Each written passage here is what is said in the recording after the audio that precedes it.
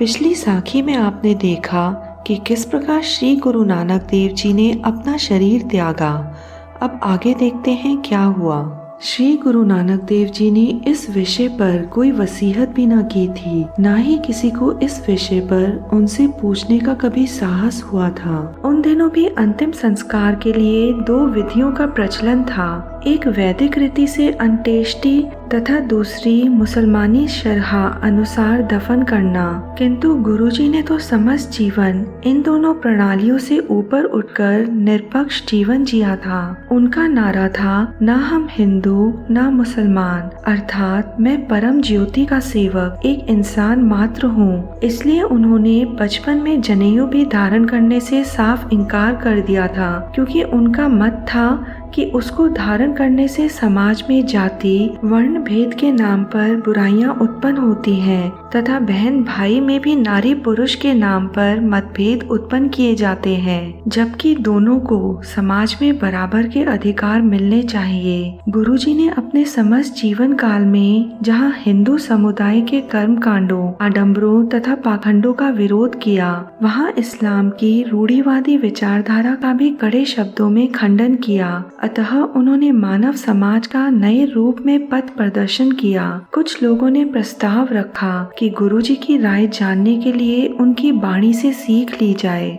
इस पर प्रमुख सेवकों ने उनकी वाणी के कुछ विशेष शब्द, जो कि मृतक संस्कार के लिए थे, जिनमें जन साधारण के लिए सुंदर संदेश था, प्रस्तुत किए। अरे भाई, गुरु साहिब ने अपनी लिखी वाणी में इस बात पर जिक्र किया है कि मृत शरीर को जलाना चाहिए या दफनाना चाहिए। मैं आपको वाणी पढ़कर सुनाता हूँ। गुरु साहिब ने कहा है कि मुस्लिम यह समझते हैं कि जिन लोगों को मृत्यु के बाद जलाया जाता है तो वे दोजक यानी नरक की आग में जलते हैं, परंतु वे भूल जाते हैं कि कभी कभी जिस स्थान पर मुस्लिमों को दफनाया जाता है वह मिट्टी भी कुम्हार के हाथ में लग जाती है और कुम्हार उस मिट्टी को बर्तन बनाने के लिए ले जाता है और उसको घड़कर मिट्टी के बर्तन और ईंटें बनाता है और अंत में मुस्लिम की कब्र की मिट्टी भी आग में जलती है और पुकार करती है और रोती है। इसलिए मुक्ति का जलाने और दफनाने से कोई संबंध नहीं है। हे नानक, जिस करतार ने इस जगत को रचा है वो ही इस भेद को जानता है। आगे सुनो भाइयों, गुरुजी ने क्या कहा है। मरने पर कोई जलाए जाते हैं, कोई दबाए जाते हैं, एक को कुत्ते खाते हैं, कोई जल प्रवाह कर दिए जाते हैं और कोई सूखे कुएं में रख दिए जाते हैं। पर हे नानक, शरीर को जलाने दबाने आदि से ये पता नहीं लग सकता कि रूहें कहाँ जा बसती हैं। इस रचना को सुनकर सभी ने एक मत होकर कहा कि गुरुजी की इच्छा अनुसार परंपरा से ऊपर उठकर कोई नई विधि अनुसार बिना कर्म कांड के उनका अंतिम संस्कार कर दिया जाए। इस पर गुरुजी का शरीर जल प्रवाह कर दिया गया, जिससे उनकी इच्छा अनुसार उनकी कोई समाधि अथवा यादगार ना तैयार की जा सके। गुरुजी बनारस में जब कबीर पंथियों से मिले थे तो गुरुजी ने उनकी वाणी को अपनी पोथी में संकलित कर लिया था, जो कि उनकी अपनी विचारधारा के अनुरूप थी, जिसका एक शब्द इस प्रकार है। हिंदू लोग मूर्तियों की पूजा कर कर के दुखी हो रहे हैं। मुसलमान खुदा को मक्के में समझ के उधर सजदे किए जा रहे हैं। हिंदुओं ने अपने मुर्दे जला दिए और मुसलमानों ने दबा दिए। इसी बात पर झगड़ते रहे कि सच्चा कौन है। हे प्रभु, तू कैसा है? यह बात दोनों पक्षों के समझ में न आई।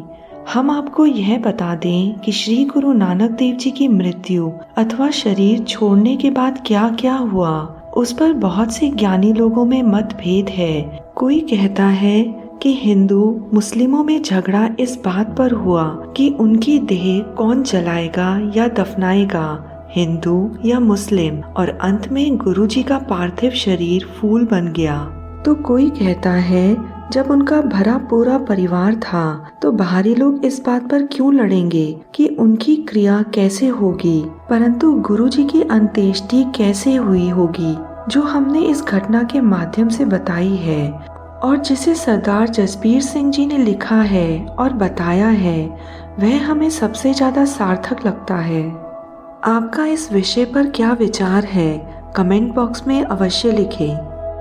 भाई लहणा जी गुरु अंगद रूप धारण कर दूसरे गुरु नानक बन गए, परंतु उनका हृदय किसी भी फल की इच्छा नहीं रखता था। वह तो केवल प्रभु चरणों में लीन रहना चाहते थे। अतः वे गुरु जी का आदेश पाते ही उनकी इच्छा अनुसार उनकी प्रसन्नता के लिए अपने नगर खडूर लौट गए।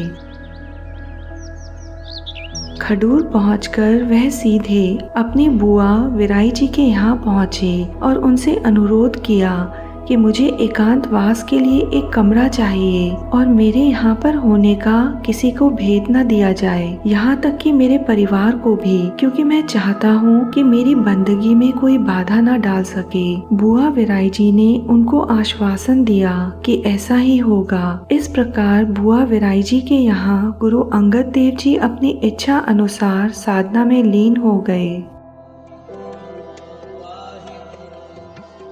उधर करतारपुर में श्री गुरु नानक देव जी ने उचित समय देखकर शरीर त्याग दिया और परम ज्योति में विलीन हो गए। जब यह समाचार दूर दराज नगरों में फैला कि श्री गुरु नानक देव जी ज्योति ज्योत समा चुके हैं, तो संगत उनके उत्तराधिकारी के दर्शनों को उमड़ पड़ी। परंतु करतारपुर में आने पर मालूम हुआ कि उनके उत्तराधिकारी वास्तव में उनके सेवक भाई लहणा जी हैं, उनके पुत्र नहीं, जिनको श्री गुरु नानक देव जी ने अंगद देव नाम देकर खडूर नगर भेज दिया।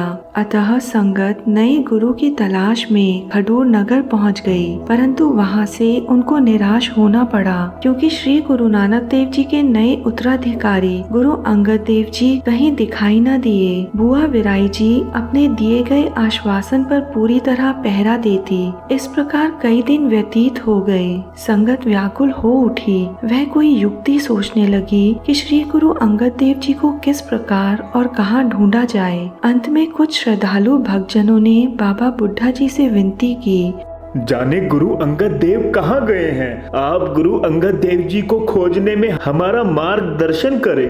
बाबा बुड्ढा जी संगत को लेकर खडूर नगर पहुँचे। वहाँ उन्होंने युक्ति से काम लिया। अतः गुरु घर के कीर्तनीय भाई बलवंडा को कीर्तन करने को कहा और संगत उनके साथ कीर्तन करते हुए खडूर नगर की गलियों में घूमने लगी।